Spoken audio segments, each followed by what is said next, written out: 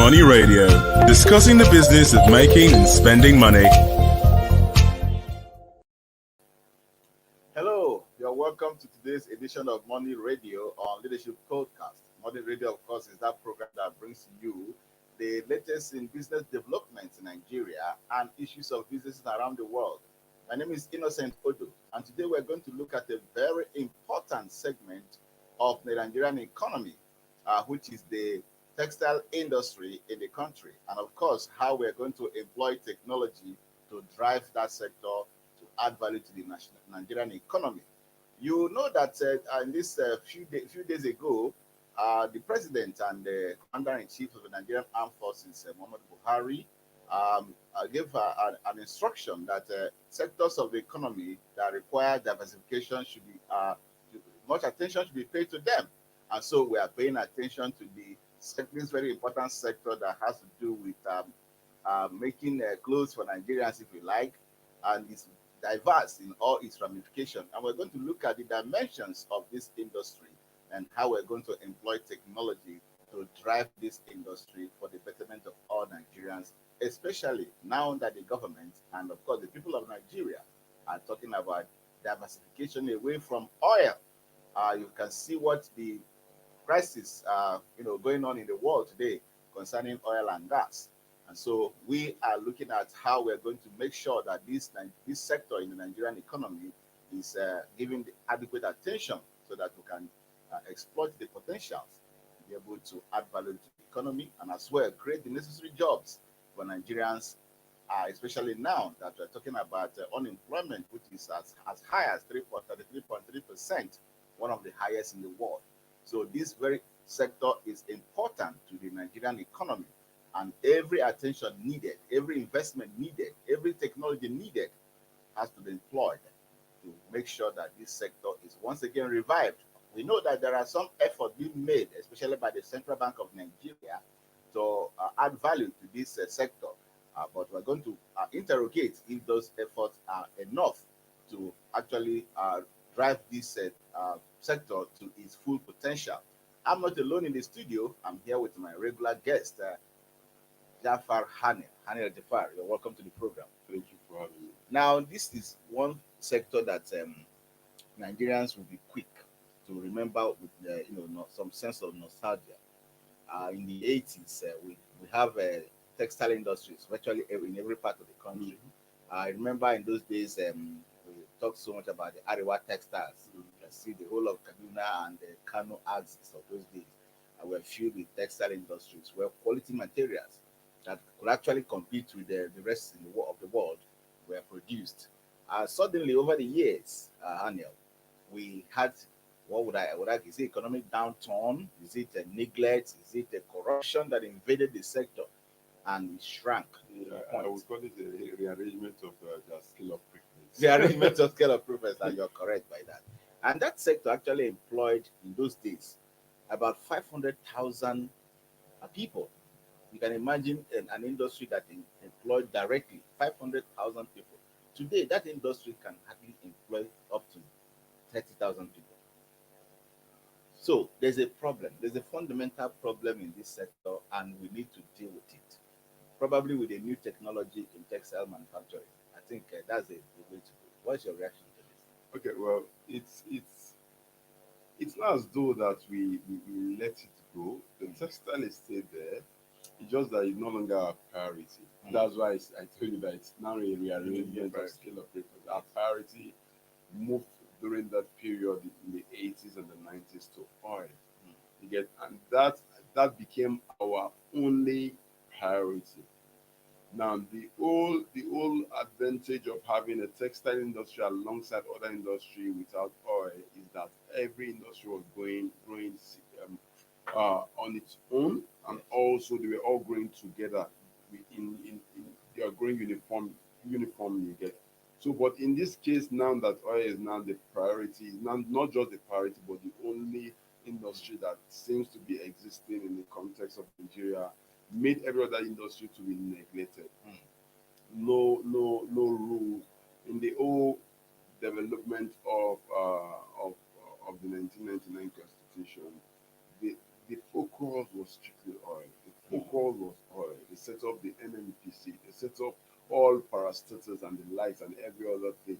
But they forgot the fact that NNPC did not just become NNPC, but that it was powered by the Arewa clothing of the north, the skin market of Kano State. That the market that uh, brings about the sandals that will make you look and all these necessary fashion that has been neglected today, the granules of the north and all that. NNPC did just come.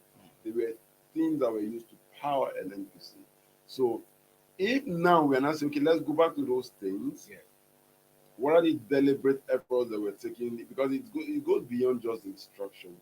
Instructions have been given time and time without numbers, and they were not adhered to. So it's not just about giving instructions that let's focus on other area, but it needs to be a deliberate effort. Now, talking about the textile industry on its own, or as an entity, the textile industry technology has been so huge that it affects and it can be leveraged upon by every industry, and that includes the textile industry, starting with the fact that there are now advanced technology that makes your textile easier to manufacture. There are now advanced technology that makes printing easier on textiles. There are now advanced technology that makes you to be able to do what you can do manually for a short duration of time. A shorter duration of time, now you can do more. So this technology can be embedded. There are so many. We've seen this concept replicated even by individuals, Nigerians. Like I know of a lady down at Benin who owns her own hair company. What she does is that she imports the necessary materials, but the first thing she did was to import the machine. So now you don't need to go outside to start importing air. We now make our own air. She imports the machine. After importing the machine with few numbers of staff, she's able to do mass production. Why? Because the machine is there to make things easier for us. Those are the technologies we're talking about. Because ant air has largely been able to do so much as long as air is concerned. But I'm not talking about air now. But why it's still part of it? Because they are all of the air, they are all manufactured from wool, which is where textile originates from. So we can import these machines. We can import these machines that will make you sew 5 clothes at a time, 10 clothes at a time. That will make you get larger materials based on what you want. That will make you get customized materials. Because these are machines that are available. Because now with our partnership with Beijing and China, it means that it's easier for us to bring these machines down here, because that's what they're leveraging on. What they just do is that they try as much as possible to get this machine available. Once the machine is available, they have what's it called, citizens that go pick up this machine from the industrial layout and put them in their own warehouse. And from there, they begin to manufacture this clothes. Then we go to Alibaba and the likes to buy this clothes or buy this material and import it and start selling it. Meanwhile, we have everything from production down to distribution right here in this country. Yes, from production right to distribution. So, but then there's this missing link. Now, you talk about, yes, technology is a focus here. But the problem with importing this type of technology to Nigeria is probably going to make the cost of production even higher. That is the fear of so many people. So, do we have an initiative, for instance, where we can actually um, domesticate technology here? Yes, we can import technology from China or from elsewhere to help us. But the most important thing is to learn how to the technical skills required to domesticate technology here, so that we don't always have to go. Okay, right now, I'm told that this morning that the dollar is about 600 and over just about 650 naira. Yes, as of yesterday, it was 670. 670. Or you Yes. can imagine, I'm not even current. No, you're not. As of yesterday, it was 670. So now you can see the pressure that is now adding on putting on naira in terms of importing this. But it is necessary. We have to import them, and then but we have a problem on our hands now. The issue of exchange rates now. Yeah, but why I agree with you that I've always been an advocate of a Yes. local production. You get, and I would not deviate from that. But for us to domesticate those kind of technology, it will take a long time for us to be able to first uh, learn, build, then assemble, and do all necessary systems that needs to be in place for us to be able to domesticate that technology. Yes. But while initiating the process of domesticating the technology, we can start by importing the technology and having it here. Then we know that yes, now we have the machines here. We can now start having the end product, which is the mixture, which are the materials. Yes. You get, now once we now start having the end product, that will even, when they find out that the cost of maintaining and managing machine is high, they will look for a way, especially when it has to do with you now interfacing with expatriates and having to send somebody all the way from China to come here to do whatsoever support that they want to do and all that. They would not see the need for us to domesticate this thing. Let us no longer, it's no longer, in fact, it will not see the need for us to begin to assemble this technology here. Yes. Because it's no longer going to be we are importing the technology. We are now bringing the technology in bits and we are assembling it here. So now we have everything. We have all the assembly, just like cars. We have the assembly plant. We have the support systems. We have the it's more of like we are now a manufacturer of the technology. Yes. Yes. So the first thing is for us to start. Let people know that this thing called textile or this industry called textile is not completely dead as it's been assumed now. Everything cashmere, everything material is imported. Everything material is imported. Meanwhile, we have every necessary thing that can get you to that end product called material. Yes. You get all the necessary materials. If we say we don't want to use machines, we want to use manual labor, we have the numbers. If we say we want to do manual painting, printing, we have the laborers that will be willing to do this because look at the rates you just mentioned at 3% unemployment rate. So that means every other person that is in that range, largely, with all due respect, would be willing to do anything to ensure that they get something doing their daily meal. And if you want to now bring all of them into the textile industry, I tell you, the textile industry is huge. Everybody needs to wear clothes. Everybody in the world. Now it's now up to you to now develop the put in quality control that will ensure that yes, you have good quality that people would want to align with. All right. If you're just joining us, we're talking about how to use technology to drive the textile industry in Nigeria and, of course, add value to the Nigerian economy. I've been in the studio with Hanel Jafar, an ICT expert, and we're looking at this very important topic on how well Nigerians can get involved in it and other stakeholders can also come together so that we chart a pathway to investing in technology to improve this important sector of the Nigerian economy. Don't go away. We're going to take a short break. We'll be back soon.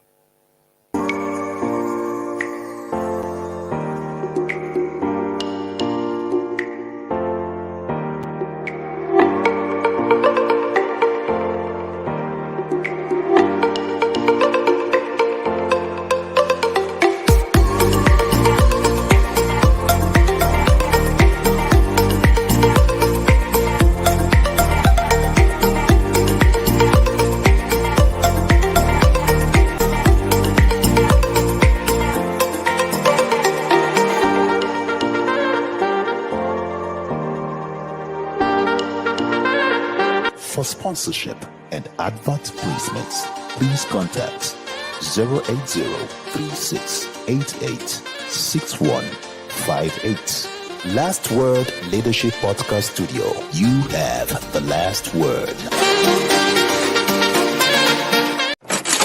Money Radio, discussing the business of making and spending money. Welcome back. If you're just joining us, you're on to Money Radio on Leadership Podcast, and our focus today is how to use technology to drive this textile industry in the country, and of course, the necessary investment needed to put more value on it. And I've been in the studio with ICT expert, Haniel Jafaru, doing justice to this very important topic. Haniel, before we went on that short break, now something instructive, there's something instructive about this industry. Now it is all encompassing. You can see that Nigerian fabrics used to be reckoned with around the world. I don't know about now because I know that others have actually entered the market. So there's already a saturated market where Nigeria may not necessarily be playing in the big league. The Chinese have also, for want of words, invaded the market, pardon my language, and of course are taking a greater chunk of it. The Indians have always been historically very great in textile production, and all over the world, the Indian fabrics are known. So we have competitors. We can't let this opportunity go by without trying to use it to expand the sector. And of course, like we always say in Nigeria, we have all the potentials that we need to make this nation great in every dimension. Now, I understand that they're trying to, for instance, last week, let me give you an example. Last week, the Nigerian government, through the Ministry of Agriculture and Rural Development, are trying to liaise with a Chinese company, that is producing what they call Jinkao technology to be able to produce a mushroom in Nigeria, and of course, help in the production of grasses for uh, animals to feed on, so that to help in the animal husbandry, especially for those who want to have a ranch in a settled animal husbandry. So you can see that technology plays a very big role in virtually every aspect of life. Now we're talking textile. Now, what kind of investment do you think would be good enough for us to revive this sector? I understand that the CBN at a point had actually invested nearly 300 million, in this project. Yes, that's a lot of money if you ask me. But whether it has gone, how far has it gone in trying to touch the real area, the sensitive areas of this sector, to be able to put them on the right That's the challenge. Investing is not, there is, when you are investing in, as a public office holder trying to invest in certain industry, or using the example of the CBN and trying to invest, you don't just invest. Before you do whatever investment you need to do, you don't invest with your eyes closed. You invest in the place of knowledge. You must largely be able to carry out a proper feasibility study. You must be able to carry out an accurate feasibility. You must have a feasibility report on your desk. Yes. It is the feasibility report that should mandate you to carry out whatsoever investment you want to carry out. Now, let me give you an instance using the recent interview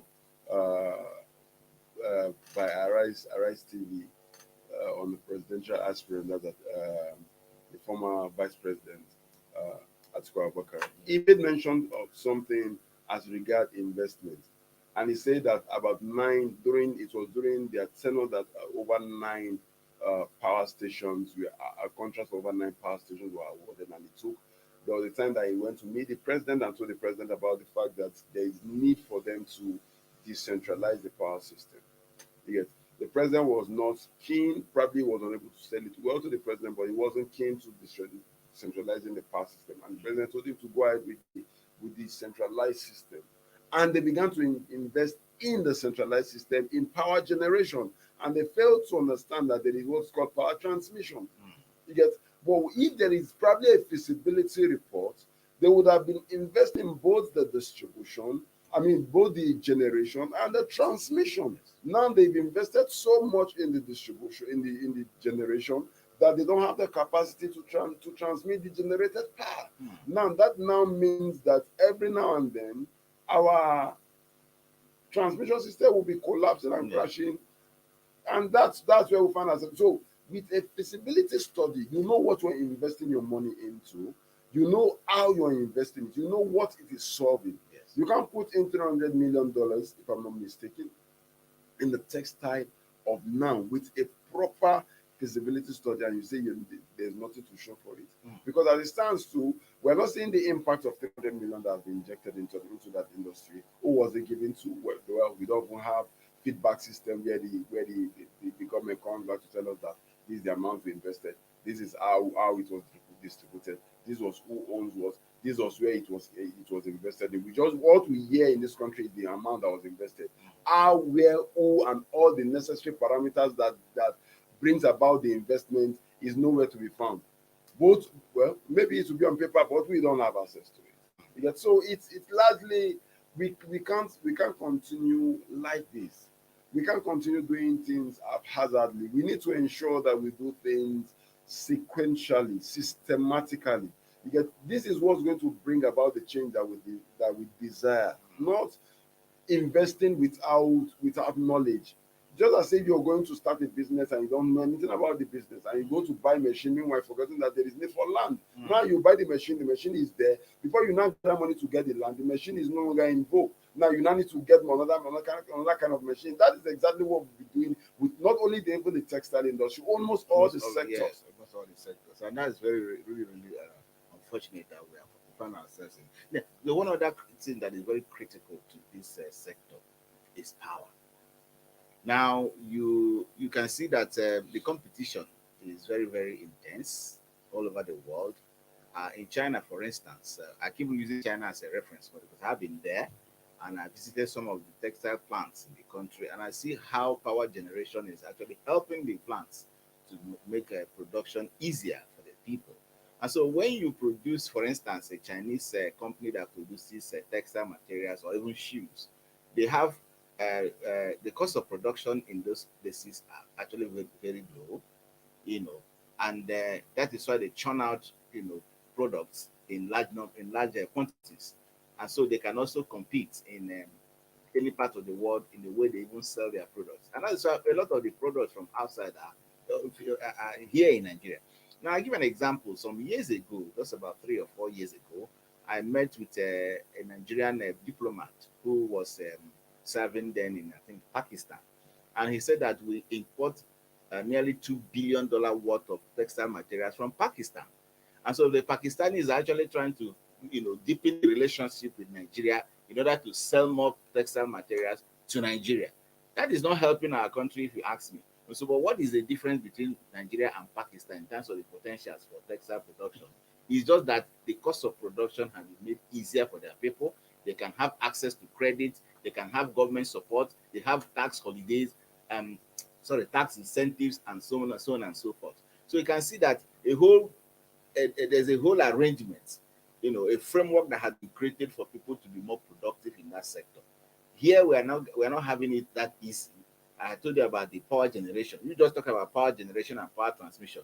We hardly even have the one that is good enough for us, let alone for productive purposes. So how do we now begin to change some of these areas? Power generation is very important to even run the technology we're talking about. You don't bring in, I know certain technology do not really need electricity, but they actually need some form of,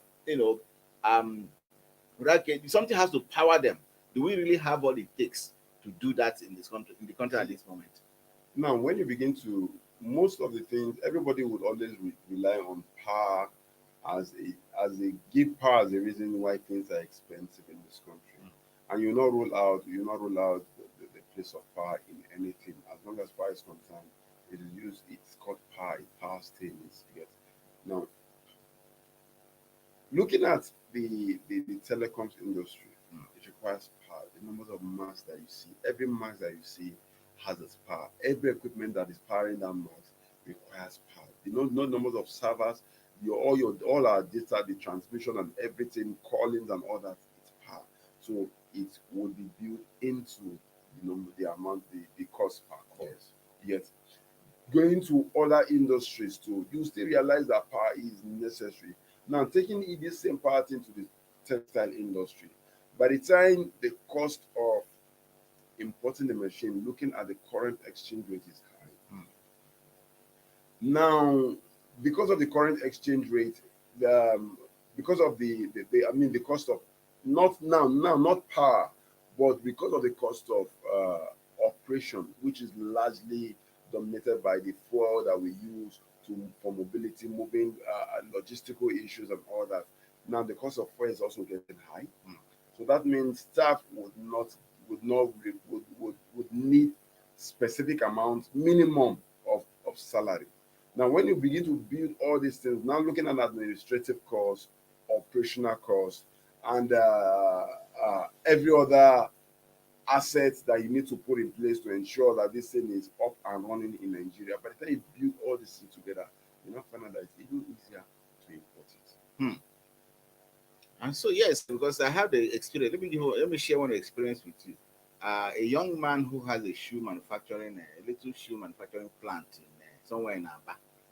Now he has been finding it very difficult to meet up because of the high cost of production, and his goods are not even competitive enough in the market because a whole lot of products from China had been, saturated the market, and he's almost out of business. So he actually, what he did was he had about 10 people who were under him as a boss.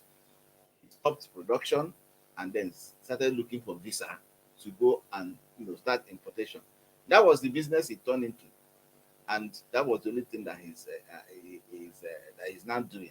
So you can see that from that production that he has, or he was doing before, he has lost the production. Those who his workers, he has sent them home, and he's looking for visa to start importing because, just like you said, because they even importing the goods is actually better than more profitable than Than when you sit to, because of all these, because of all the putting all the factors together. Truth be told, it's not as though that these things are bigger than us. Now let's take for example the about textile markets. Nothing stops Nigeria for prioritizing certain industry or certain location because of the the benefit it has to the country. For example, nothing stop Nigeria from allocating certain megawatts of power to Aba as an industrial layout because of the tax that will come from it. Because not only well than when these guys get, you make the systems available, you make the power available, you design a structure that makes their system run smoothly. It's going to, one, reduce the cost of production for them. Two, it's going to increase the numbers of staff that they would employ. That means taking people off the street as unemployed. Three, it's going to increase our GDP. So it's largely going to improve our tax system because the tax would now be stricter for those that are residing in that location. Because now there is a system, there is a structure that a system is running on. Yes. You get so, but why are we not doing all this? Are there sentimental reasons why we're not doing all these? Are there personal reasons why we're not doing all this? But because all these things is not good that they are, as I mentioned earlier, they are not something that are, they are not rocket science. Yes. Because these things can be done if we truly want to make them work. Definitely these things can be done, Daniel, but I don't the right now the country's economy is in a difficult situation. Even the budget system, of course, you can see that we now borrow more money, and using a greater chunk of the money borrowed to actually service debts. I understand that we now have, how can a country actually, service debt with over 80% of its earnings? And what is then left for investment in a place in the sector like See, this thing? it's sad. It's sad, but truth be told, we don't have a good our financial policies, monetary policies have been terrible in the past years, and that's it. There are ways it would have been managed better. Yes. They've done the best they can, but I sincerely think there are ways it would have been managed better than, well, the, all the policies that they be bringing forth. It's as though that they are doing try and error. From my own perspective, Yes, anyway, indeed. it's as though that Trial they are and doing error. try Yes. and error. And you don't do trial and error. You don't do trial and error in a modern economy I'm like telling this. you, It's not going to. It's going to be. It's going to backfire at a point. It's backfiring already, and, and that's why we're seeing all these we're seeing challenges. all these challenges. Well, you have heard it from the experts in our studio, Hani and Jafaru. We're going together doing justice to this important topic, which is, of course, using technology to drive the Nigerian textile industry in order to revive it, make it more profitable, so that it can expand the horizon of our economy, employ young people, and add value to our GDP. And it's on that note that we come to the end of today's edition of Money Radio on your leadership podcast.